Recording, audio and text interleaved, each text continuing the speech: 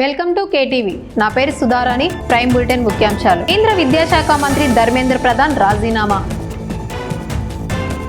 కర్నూలు జిల్లాలో ముఖ్యమంత్రి నారా చంద్రబాబు నాయుడు పర్యటన. వేంపల్లి అక్షర బాలికల జూనియర్ కళాశాలలో ఘనంగా నిర్వహించిన వేడుకల విశేషాలు. కర్నూలు నగరంలో తెల్లవారుజామున భారీ అగ్ని ప్రమాదం చోటు చేసుకుంది. కల్లూరు ఎస్టేట్లోని దేవా అగరబత్తి ఫ్యాక్టరీలో ఒక్కసారిగా మంటలు చెలరేగి అనంతరం పక్కనే ఉన్న శ్రీ లక్ష్మి ఆయిల్ మిల్కు కూడా వ్యాపించాయి. సమాచారం అందుకున్న అగ్నిమాపక సిబ్బంది వెంటనే ఘటనా స్థలానికి చేరుకొని మంటలను అదుపులోకి తీసుకువచ్చారు.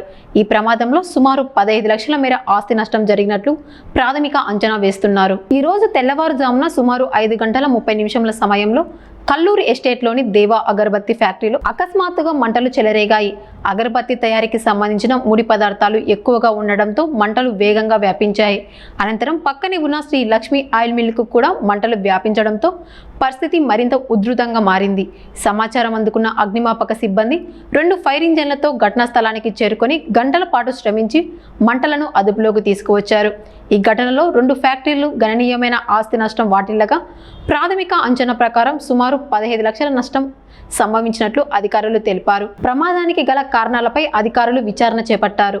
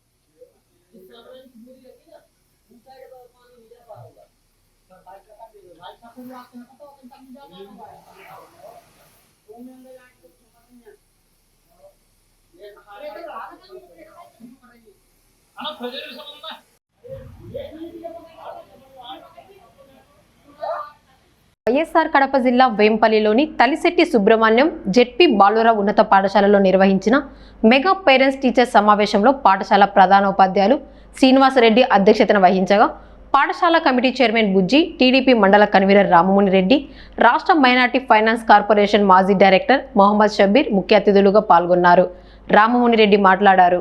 కార్యక్రమంలో టీడీపీ మండల ఉపాధ్యక్షులు పసుపులేటి వీరభద్ర, పట్టణ అధ్యక్షుడు నామ వేమకుమార్, పెద్ద సంఖ్యలో తల్లిదండ్రులు, విద్యార్థులు పాల్గొన్నారు. ఉపాధ్యాయుల ఆత్మీయ సమ్మేళనాన్ని ఒక పెద్ద కార్యక్రమాన్ని నిర్వహిస్తుంది.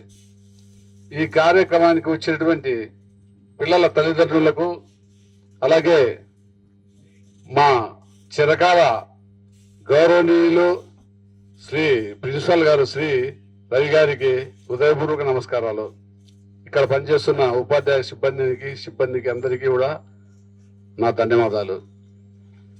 మన రాష్ట్ర ప్రభుత్వం, మన ముఖ్యమంత్రి వర్యులు శ్రీ నారా చంద్రబాబు నాయుడు గారు, అలాగే మన విద్యాశాఖ మంత్రి శ్రీ నారా లోకేష్ గారు ప్రత్యేకమైన విద్యపై ప్రత్యేకమైన చొరవ తీసుకొని ప్రభుత్వం తల్లికి వందనం అనే ఒక పెద్ద కార్యక్రమాన్ని నిర్వహిస్తూ, ఇంట్లో ఎంతమంది పిల్లలుంటే అంతమందికి కూడా వారి ఖాతాలో జమ చేస్తూ, ఎక్కడ కూడా పేద విద్యార్థి ఇబ్బంది పడకూడదు చదువులో అని చెప్పి ఒక మహాయజ్ఞం లాంటి ఈ కార్యక్రమాన్ని సక్రమంగా నిర్వహిస్తున్నది మన రాష్ట్ర ప్రభుత్వం, మన గౌరవ ముఖ్యమంత్రి వర్యులు నారా లోకేష్ గారు. అలాగే మనం పంపిస్తున్న ఈ పిల్లలు ఎక్కడ తిండికి ఇబ్బంది పడకూడదనే ఉద్దేశంతో డొక్కా సీతమ్మ గారు అనే ఒక పేరుతో భోజనాలు, మంచి పౌష్టికరమైన ఆహారాన్ని కూడా మన రాష్ట్ర ప్రభుత్వం ఎంతో ఈ పకడ్బందీగా ఈ ఆహార పథకాన్ని కూడా అమలు చేస్తా ఉంది. అంతేకాకుండా మన పిల్లలు ఎక్కడైతే స్కూళ్ళల్లో ప్రతిభ చూపుతారో వాళ్ళను సన్ రైజ్ అంటే ఈ ప్రతిభ చూపే వాళ్ళను వారికి ప్రోత్సాహాలు అందిస్తూ ప్రభుత్వం వారి వెన్నుదడుతూ ఆదుకునే పరిస్థితిలో మన రాష్ట్ర ప్రభుత్వం ఉంది.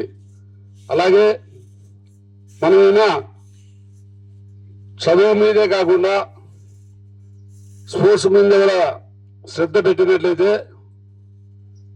మానసిక ఉల్లాసానికి, మన శరీర అవయవ పుష్టికి స్పోర్ట్స్ అనేటివి ఎంతగానో ఉపయోగపడతాయి. అంతేకాకుండా మీరంతా చూస్తున్నారు, మన రాష్ట్రంలో ఉన్న స్పోర్ట్స్ మెన్కి ఎవరు ఊహించినటువంటి ఉద్యోగాలు ఇస్తున్నారు. మిలిటరీలో అయితేనేమి, పెద్ద పెద్ద ఎస్పీ, డిఎస్పీ లాంటి ఐపీఎస్, ఐఏఎస్ లాంటి క్యాడర్ కూడా వారికి వస్తుంది.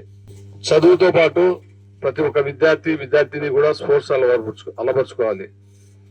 మామూలుగా ముస్లిమ్స్ లో మగపిల్లలను చదివించేదే బరువు, కానీ అలాంటి పరిస్థితుల్లో ధైర్యంగా ఇంటర్ వరకు ఇక్కడికి పంపుతున్నారంటే ఫస్ట్ తల్లిదండ్రులకి హ్యాట్స్ ఆఫ్. వారు మనము ఇంటి దగ్గర అందరం కూడా కూలీ నాలి చేసుకొని జీవనం గడిపే వాళ్ళమే. ఏదో ఎంతో గొప్ప ఉంటేనా వాళ్ళు ఏదో బయట చదివించే పరిస్థితి వస్తుంది. అలాంటి పరిస్థితుల్లో పిల్లలు ముఖ్యంగా గుర్తుపెట్టుకోవాల్సింది ఒకటి ఉంది. మన తల్లిదండ్రుల కష్టాన్ని మనం గుర్తుపెట్టుకొని మనం ఎలాంటి చెడు మార్గాన్ని అనుసరించకుండా మంచి ఉన్నత చదువులు చదివినప్పుడు మన ఇంటి దగ్గర మన తల్లిదండ్రుల ఆస్తిపాస్తులతో మనకు అవసరం లేదు. మన చదువే మనకు ఒక పెద్ద ఆస్తి. మీరు ఎక్కడున్నా కూడా మీరు 10 మందిని పోషించే పరిస్థితి వస్తారు. చదువు యొక్క ఘనత అది. కాబట్టి మన రాష్ట్ర ప్రభుత్వంగా మంచి పథకాలు అందిస్తా ఉంది.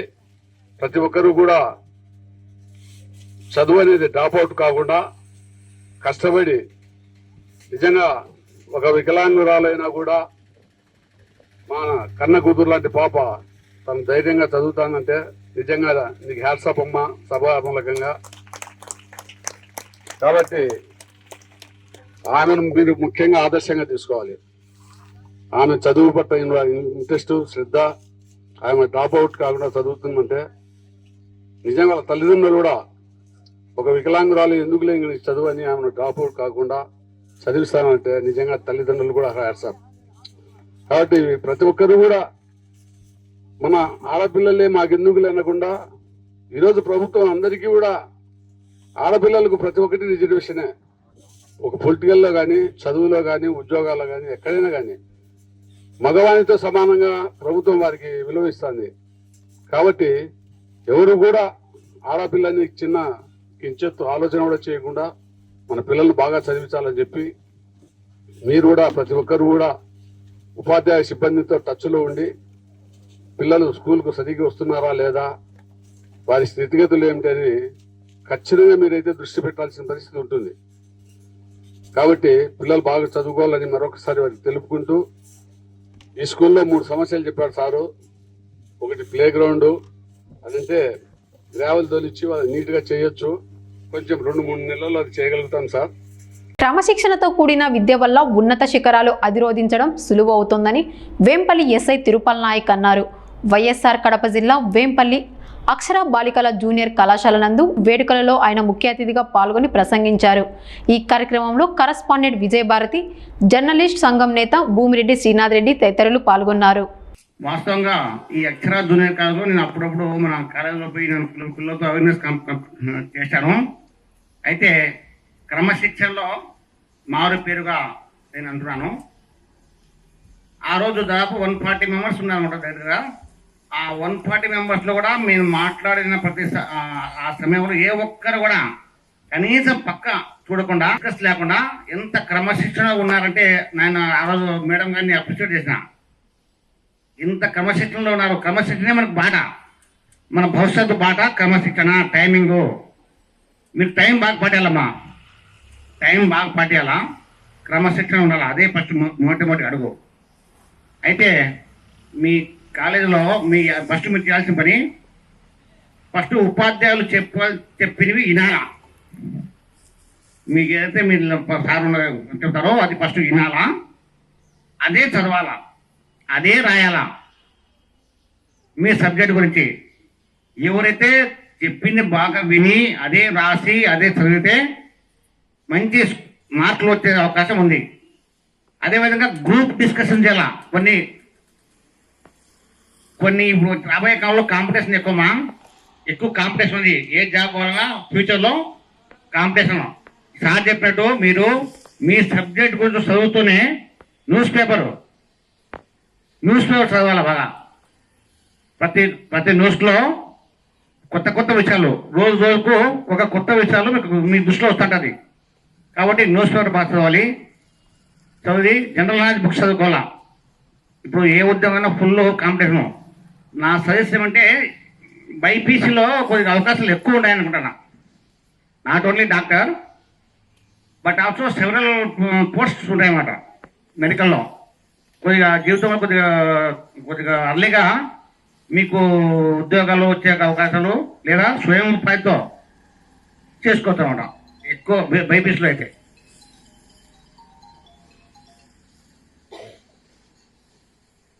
చాలా క్రమశిక్షణలో అందుకు అందరికీ ధన్యవాదాలమ్మా. ఫస్ట్ క్రమశిక్షణతో పాటు neatness is back of godliness. ఎక్కడైతే మీరు ఇంట్లో కానీ, మీ కాలేజీలో కానీ, మీ క్లాస్ రూమ్లో కానీ, మీరు ఉండే రూమ్స్లో కానీ శుభ్రపరచుకోవాలా. నీట్నెస్ ఉండాలా. నీట్నెస్ అంటే దానికి అర్థం అంటే ఎక్కడ పరిశుభ్రత ఉంటుందో అక్కడ దేవుడు ఉంటారనమాట. అని అర్థం.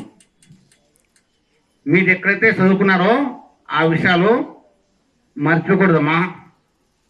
The bird says not catch me, the animal says not kill me, but my says don't forget your colleges, your teachers. Mind it. First గురువు ఎవరు? తల్లిదండ్రులు. సెకండ్ గురువు ఉపాధ్యాయులు మీకు అక్షరాలు నేర్పించిన వాళ్ళు, తర్వాతనే ఒరిజినల్ గాడు. ఇంకోటి మంచి ఈ వయసు సార్ చెప్పట్టు ఈ టీనేజ్లోనే చాలా మంది ఎన్ని నేను చెప్పదలుచుకోలేదు, కానీ మాకైతే టీనేజ్ పిల్లలు ఎక్కువ మిస్సింగ్ కేసు అయితే కానీ అట్లా కేసులు ఎక్కువ వస్తున్నాయి నాకు. దయచేసి ఈ వయసులోనే ఇంకొకటి చిన్న విషయం అవుతాం, money is loss, nothing loss, health is loss, something loss, but character is loss, everything loss అని చెప్తాం. దయచేసి గుర్తుపెట్టుకోవడమా, అందరికీ తెలుసు మీనింగ్. ఈ వయసులో మీరు క్రమశిక్షణ ఉండి ఇట్లాంటి విషయాలు కనుక్కుంటూ వేరే ఫోన్లు కనెక్ట్ కావు. దయచేసి ఎంత మాట్లాడాలో తల్లిదండ్రులు మాట్లాడతారా మాట్లాడండి, అంతే, వేరే అవసరం లేదు. లక్ష్యాన్ని నిర్దేశించుకొని చదువులు కొనసాగించాలని వైఎస్ఆర్ కడప జిల్లా వేంపల్లి తహసీల్దార్ శంకర్ రెడ్డి అన్నారు. వేంపల్లి అక్షర బాలికల జూనియర్ కళాశాల నుండి జరిగిన ఫ్రెషర్స్ డే వేడుకలలో ఆయన ముఖ్య అతిథిగా పాల్గొన్నారు.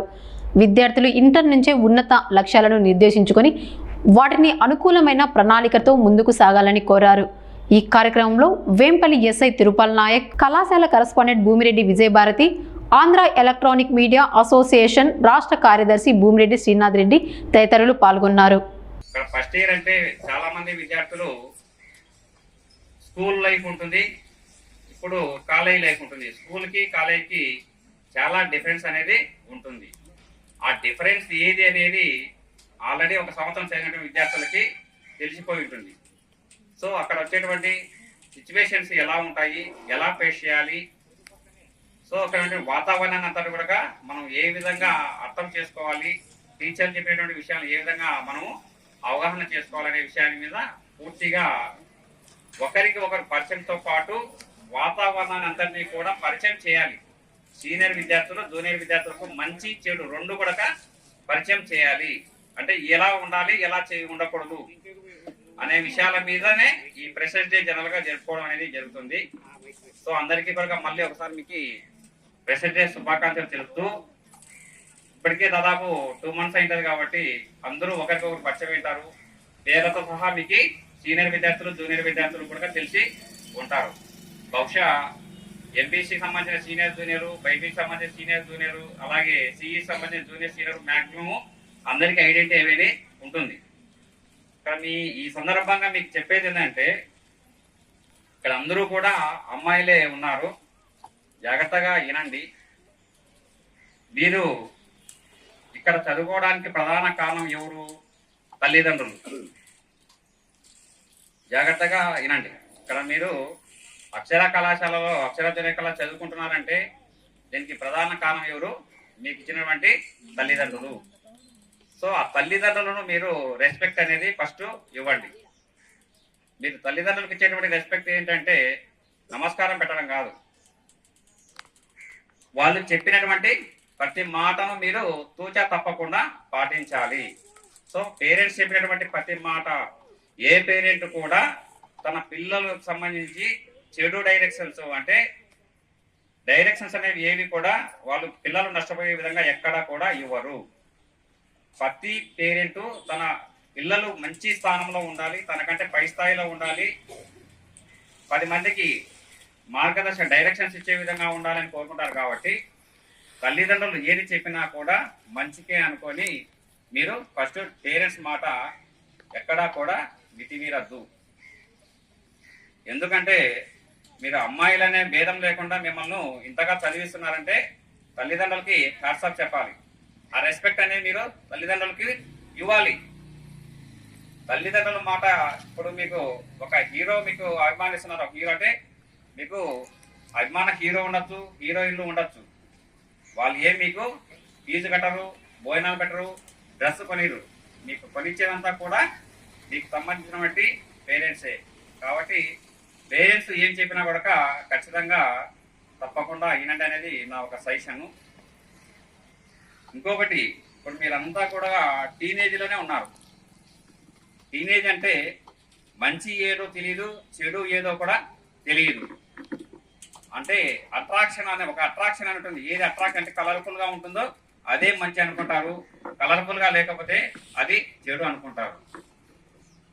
ఇక్కడ మీరు చాలా జాగ్రత్తగా ఉండాలి. అంటే టీనేజ్ వయసులో మీరు ఎంత జాగ్రత్తగా ఉంటే మీ లైఫ్ అనేది అంతా సక్సెస్ అయ్యేదానికి అవకాశం అనేది ఉంటుంది. అంటే తొందరపడి ఏ నిర్ణయాలు తీసుకోకూడదు.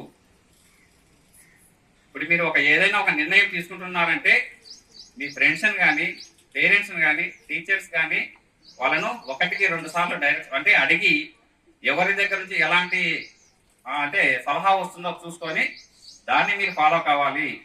బాగా అంటే కలర్ఫుల్గా ఉంటే అది మంచి అని, కలర్ఫుల్గా లేకపోతే అది మనకు ఇష్టం లేదుగా ఎప్పుడు కోరాలి. అంటే కొన్ని మాటలు టీచర్స్ చెప్పేది కానీ, పేరెంట్స్ చెప్పేది కానీ కఠినంగా ఉంటాయి మాటలు.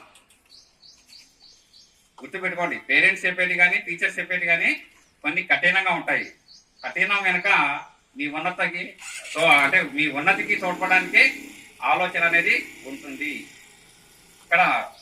కాబట్టి మీకు ఈ టీనేజ్ వయసులో ఏది ఉన్నా కూడా ఆలోచించి ఒక నిర్ణయం అనేది తీసుకోండి. ఎమోషనల్స్ లో ఏవి కూడా అంటే నిర్ణయం అనేది ఎమోషనల్ లో ఏది తీసుకోకూడదు. జనరల్ గా మాక్సిమం అందరూ కూడా నా సజెషన్ కూడా ఏంటంటే సోషల్ మీడియాకి ఈ వయసులో స్టూడెంట్స్ వయసులో సోషల్ మీడియాకి, మొబైల్స్ కి మాక్సిమము ఎంత వీలైతే అంత దూరంగా ఉండండి. సోషల్ అంటే మంచిని మాత్రమే ఉపయోగించుకోండి, చెడుని మాత్రము పక్కకు తిప్పండి. ఇప్పుడున్నటువంటి సిచ్యువేషన్ అంటే స్కూల్ నుంచి కూడా స్కూల్ కానీ, కాలేజ్ కానీ హోమ్ అంటే ప్రతిదీ వర్క్ షీట్ కానీ, హోంవర్క్స్ కానీ, ఏదైనా స్టడీ మెటీరియల్ కానీ అన్ని కూడా మొబైల్లోనే షేర్ చేస్తున్నారు. వాటికి మాత్రమే ఉపయోగించుకోండి, కానీ అనవసరమైన విషయాలకి సోషల్ మీడియాని ఉపయోగించుకోవద్దు. సోషల్ మీడియా కొంచెం ఐడియా ఉంటే మ్యాక్సిమం రీల్స్ అనేవి కొన్ని ట్రోల్ అవుతూ ఉంటాయి. ఏంటివి?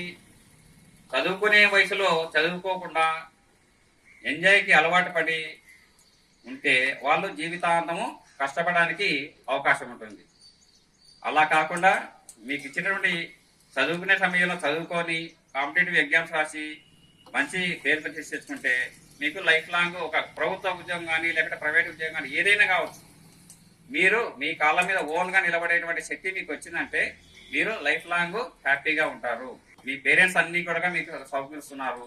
మీరు చదవాల్సింది ఒక కాన్సెప్ట్తో చదవండి. అంటే మీరు ఏం కావాలి. ఇప్పుడు మీరు ఇంటర్మీడియట్ చదువుతున్నారు, ఇక్కడ బైపీసీ వాళ్ళు ఉన్నారు, ఎంపీసీ వాళ్ళు ఉన్నారు, తర్వాత సిఈసీ వాళ్ళు ఉన్నారు. ఏం కావాలి? మీరేమన్నా అంటే డాక్టర్కి సంబంధించినటువంటి నీట్ ఎగ్జామ్స్ ప్రిపేర్ అయ్యి మంచి మెడిసిన్లో సీట్ కావాలన్నా, లేకపోతే ఐఐటీలోనా ఎన్ఐటీలోనా సీట్ కావాలన్నా, లేకపోతే సివిల్ సర్వెంట్ కావాలన్నా, అంటే ఐఏఎస్ కానీ, ఐపీఎస్ కానీ, లేదా గ్రూప్ 1 కానీ, గ్రూప్ 2 కానీ, ఏదైనా కానీ మీకు ఒక కాన్సెప్ట్ అనేది మీరు మైండ్లో ఉండాలి. ఇక్కడ మీకు కొంతమంది పేరెంట్స్కి డైరెక్షన్ ఇచ్చేటువంటి ఆలోచన ఉంటుంది, కొంతమందికి ఉండదు. ఎందుకంటే పాపం వాళ్ళకే తెలియదు. ఎందుకంటే ఇక్కడ మన వేపల్లె మండలం అంటే మ్యాక్సిమం రూరల్ ఏరియా ఉంటుంది. పల్లెల నుంచి వచ్చిన వాళ్ళు ఉంటారు. ఆ పేరెంట్స్కి పంటలు పండించడం తప్ప అంటే ఏ చదువు బాగుంటుంది, ఏ చదువు బాగుంటుంది అని కూడా తెలియదు. కాబట్టి మీరేం చేయాలి? మీకున్నటువంటి టీచర్స్ ద్వారా, లేకుంటే ఇంకా ఎవరన్నా ఎల్డర్స్ ద్వారా అంటే మీ మైండ్లో నేను పలాని కావాలి, సివిల్ సర్వెంట్ కావాలన్నా, డాక్టర్ కావాలన్నా, లేకపోతే ఇంజనీరింగ్ కావాలన్నా, ఏదైనా కావచ్చు, దానికి బీజం అనేది మీరు ఇప్పటి నుంచే వేయాలి. ఈ టైం అంతా కూడా జస్ట్ ఎగ్జామ్స్ కోసమే మీరు ప్రిపేర్ చేసుకుంటూ కాకుండా మీరు ఏదైతే గోల్ ఉందో దానికి ఒక 20% కేటాయించండి. ఇంటర్మీడియట్ చదివి డిగ్రీ చదివితే కాదు, వాటికి ఇంపార్టెంట్ ఇస్తూ మీరు ఏవైతే మీ మనసులో ఒక గోల్ అనేది ఉంటుందో దానికి కష్టపడండి. దానికి బెస్ట్ ఎగ్జాంపుల్ అయితే నాకు తెలిసినటువంటి ఇద్దరు స్టూడెంట్స్ వచ్చేసి డిగ్రీ ఫైనల్ ఇయర్ అయిపోతానే గ్రూప్ 2 పోస్ట్ తీసుకున్నారు. చాలా మంది హైదరాబాద్కి, విజయవాడకి కోచింగ్ పోయి 2 ఏళ్ళు, 3 ఏళ్ళు, 4 ఏళ్ళు కష్టపడి కాకుండా వాళ్ళు డిగ్రీ ఫైనల్ ఇయర్ అయిపోయింది, నెక్స్ట్ ఇయర్ నోటిఫికేషన్ వచ్చింది, పోస్ట్ కొట్టారు. దానికి కారణం ఏంటి అని అంటే వాళ్ళు ఇంటర్మీడియట్ డిగ్రీ నుంచి కూడా డిగ్రీతో పాటు ఏదైతే అనుకున్నటువంటి గ్రూప్ 2కి ఇంపార్టెంట్ ఇస్తూ సక్సెస్ అయ్యారు. కాబట్టి ఈ ఇంటర్మీడియట్ వైఎస్ఆర్ కడప జిల్లా బద్వేల్ నియోజకవర్గంలో ప్రత్యేక సమగ్ర సవరణ 2026 ప్రక్రియ వేగవంతంగా కొనసాగుతోంది. ఓటర్ల డిజిటలైజేషన్ 90% పైగా పూర్తయిందని ఆర్డీఓ చంద్రమోహన్ తెలిపారు. మ్యాపింగ్ కానీ వివరాల్లో సవరణలు అవసరమైన 27,000 మందికి పైగా ఓటర్లకు నోటీసులు జారీ చేసినట్టు వెల్లడిస్తూ 2 గుర్తింపు కార్డులతో తహసీల్దార్ కార్యాలయానికి వచ్చి తమ ఓటు హక్కును నిర్ధారించుకోవాలని సూచించారు. మనకు మొదటి ఫేజ్ అయినటువంటి ఎన్యూమరేషన్ ఫేజ్ ఈ రోజుతో ముగించింది. సో మనము 14/6/2026 తేదీ నాడు ఈ యొక్క ఎన్యూమరేషన్ ఫేజ్ అంటే మనం ప్రీ యాక్టివిటీస్ అన్ని కంప్లీట్ చేసి ఎన్యూమరేషన్ ఫామ్స్ అన్ని ప్రింట్ చేసి ఆ రోజు డిస్ట్రిబ్యూషన్ దెన్ డిజిటైజేషన్ స్టార్ట్ చేసాం. సో ఇది 14/7కు ముగిసింది. అయితే ఎలక్షన్ కమిషన్ వల్ల దాన్ని 10 రోజులు అంటే 24 వరకు అంటే ఈ రోజు వరకు పొడిగించడం జరిగింది. సో ఈ పొడిగించిన టైంలో మనం మళ్ళీ కొన్ని దీన్ని ఉన్నటువంటి ఎన్యూమరేషన్ ఏదైతే మనం కలెక్షన్ చేసామో ఆ డేటాను అలాగే ఏహెచ్డీలు డూప్లికేట్స్ ఇవన్నీ ఒకసారి మళ్ళీ రీవెరిఫై చేసుకొని ఇంకా ఎవరైనా మిస్ అయితే వాళ్ళ దగ్గర నుంచి కూడా ఎన్యూమరేషన్ ఫామ్స్ తీసుకొని దాన్ని రెక్టిఫై చేసుకోవడానికి కొంచెం టైం దొరికింది. సో ఇప్పటి వరకు చూస్తే మనకు ఉన్నటువంటి 272 పోలింగ్ స్టేషన్స్లో మనకు దాదాపు 2,22,043 మంది ఓటర్లు ఉన్నారు ఈ బద్వేల్ నియోజకవర్గంలో. సో వాటన్నింటినీ కూడా 100% ప్రింట్ చేసి 100% డిస్ట్రిబ్యూట్ చేయడం జరిగింది. సో వాటిని డిస్ట్రిబ్యూట్ చేసిన తర్వాత మనకు బ్యాక్ అంటే మనము డోర్ టు డోర్ ఇచ్చిన తర్వాత మనము డోర్ టు డోర్ మళ్ళీ వెళ్ళి కలెక్ట్ చేసినవి కానీ లేదు ఓటర్లే తెచ్చిచ్చినవి కానీ లేదంటే ఆన్లైన్ సబ్మిట్ చేసినవి కానీ లేదు బిఎల్ఏలు కలెక్ట్ చేసి ఇచ్చినవి కానీ ఇవన్నీ దాదాపు మనకు 2,190,000 మంది ఓటర్లు మనకు తిరిగి ఎన్యూమరేషన్ ఫామ్ సబ్మిట్ చేయడం జరిగింది. వాటన్నింటినీ కూడా మనం ఆన్లైన్ చేసి డిజిటైజ్ చేయడం జరిగింది. వాళ్ళందరికీ కూడా మనం రేపు 30వ తేదీ డ్రాఫ్ట్ ఓటర్ లిస్టు పబ్లిష్ చేయడం జరుగుతుంది. ఆ డ్రాఫ్ట్ ఓటర్ లిస్టులో వీళ్ళందరికీ కూడా చోటు ఉంటుంది. అలాగే మనకు ఉన్నటువంటి మొత్తం ఓటర్లు 21,853 మంది అంటే ఇది 9.84% మనకు ఉన్నటువంటి ఓటర్లు. ఈ 21,853 మంది మనకు ఎన్యూమరేషన్ ఫామ్స్ సబ్మిట్ చేయలే, రిటర్న్ చేయలే. సో అది వివిధ కారణాలు ఉన్నాయి. దాంట్లో డెత్ కేటగిరీ కింద 6,549 ఉన్నాయి. అలాగే షిఫ్టింగ్ కేటగిరీ కింద అంటే ఈ ప్రాంతం నుంచి శాశ్వతంగా వలస పోయిన వాళ్ళు 6,860. అలాగే ఆల్రెడీ ఎన్రోల్డ్ డూప్లికేట్ కానీ డబుల్ ఎంట్రీ కానీ అంటారు కదా అవి దాదాపు 4,457 ఉన్నాయి. అలాగే ఆబ్సెంటీస్ అంటే వాళ్ళ అడ్రస్లే తెలియదు, ఎప్పుడో ఓటర్ నమోదు చేసుకున్నారు, వాళ్ళు ఎక్కడ ఉన్నారు ఎక్కడ ఉండేవాళ్ళు తెలియదు. సో ఇలాంటి కేటగిరీ కింద 3,971, ఒక 16 అదర్ కేటగిరీ కింద ఈ విధంగా మనకు 21,853 మనకు టోటల్గా ఈ అన్కలెక్టబుల్ చేరారు. వీళ్ళందరికీ వితౌట్ నోటీసు వితౌట్ ఫామ్ 7 వీళ్ళ ఓట్లన్నీ కూడా డిలీట్ కావడం జరుగుతుంది. సో ఈ లిస్ట్ మనకు పిఎస్ వైజ్ ఉంది, మళ్ళీ కేటగిరీ వైజ్ ఉంది, డెత్ ఏంటి, యాబ్సెన్స్ ఏది, షిఫ్టింగ్ ఏంటి.